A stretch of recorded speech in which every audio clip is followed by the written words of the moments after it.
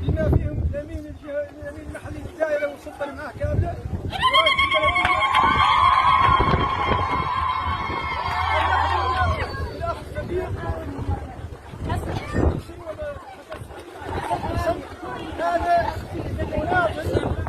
هذا مناضل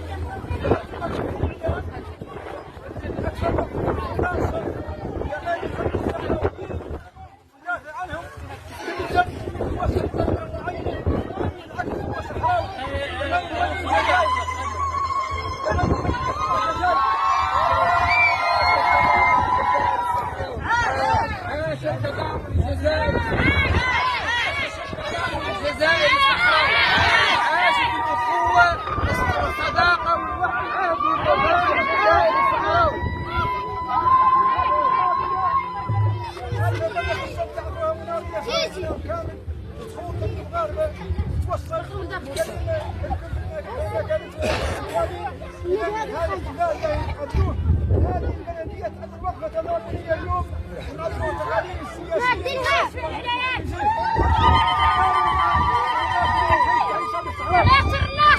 جمال المناطق المحتله وطالب جميع الصحراويين الوطنيين اينما كانوا اينما تواجدوا، شباب شيوخ كهول نساء، التواجد في المعركه لين يحققوا الاستقلال الوطني للارض الغرب. ماشي هذا الظرف موقف المحكمه الوطنيه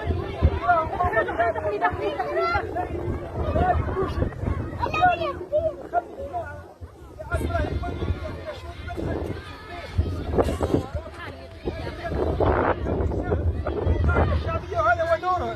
قطر لها دورها في التواجد القاعده الشعبيه والسراي والسراي. شكرا. نشكر بحراره جماهير السلطات بلديه الغارق دائرة العين البيضاء في ولاية الداخل الصامدة الناظر واللي خلدوا فيه شيب الشباب نساء ورجال هذا الحدث الوطني العزيز على الشعب الصحراوي،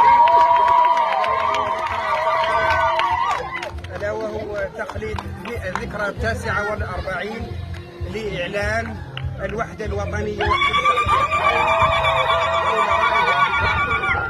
الشعبية لتحرير الزاوية الحمراء ووادي الذهب طليعة الشعب الاصطدامية الكفاحية.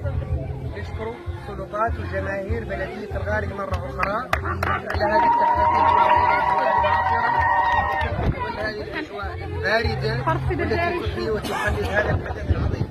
صحيح حدث حالي ولكن ينضاف إلى رصيد كفاح الشعب الصحراوي المعاصر لانتصار الكثير الذي يحرص القضية الصحراوية عبر نضال مرير وسنوات طويلة من الكفاح من أجل صد العدو على صعيد القضية القانونية، خاصة فيما يتعلق باستهداف ثروات الشعب الصحراوي.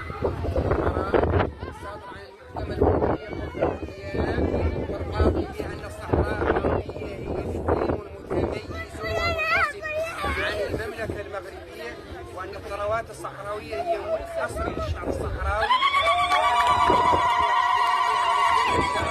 أيضا هي الممثل الشرعي والوحيد والناطق باسم الشعب الصحراوي بالمرافعة عن حقوقه أمام المنظمات والمنتديات الشعبية. هذا مكسب مهم جدا يضع حد لا محالة لحالة الاستنزاف والنهب والسرقة الممنهجة من قبل الشركات الأجنبية الغربية والقوى الغربية المتآمرة على قضية شعبنا وكفاحنا. فهنيئا لشعبنا بهذا الانتصار العظيم، هذا المكسب التاريخي المهم الذي ينضاف إلى رصيد شعبنا لمسار كفاحه وتحريره. وشكرا. جاهزين ما مش عارفين